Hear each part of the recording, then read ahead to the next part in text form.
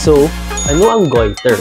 Ang goiter ay isang senyales or sign na lumalaki na ang ating thyroid. Pwede through visual inspection na malaki ito or nakakapa ng ating mga doktor. Now, maraming dahilan kung bakit lumalaki ang ating thyroid or may goiter. Bigyan ko kayo ng 3 sa common causes ng goiter. So, number 1, ang hyperthyroidism. Specifically, ang Graves' disease. So, ang Graves' disease ay isang autoimmune problem sa ating dugo na naapektuhan ang ating thyroid.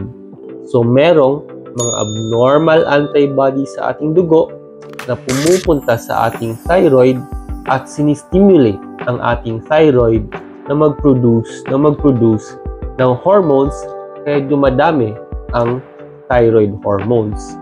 At sa process, lumalaki ang ating thyroid at nagkakaroon ng goiter. Number 2, ang hypothyroidism. Specifically, ang Hashimoto's thyroiditis.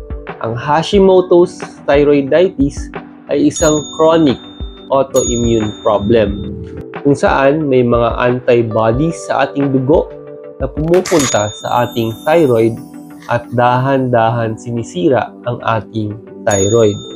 Pag bumababa na ang ating thyroid hormone sa ating dugo, sasabihin ng brain natin, uy, kulang na ang ating thyroid hormones.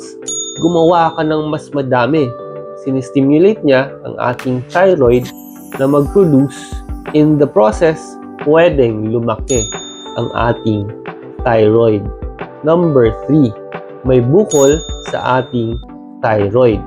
Siyempre, pag may bukol sa loob ng ating thyroid at ito ay lumaki, nag-e-expand din ang ating thyroid kaya pwedeng magkaroon ng goiter.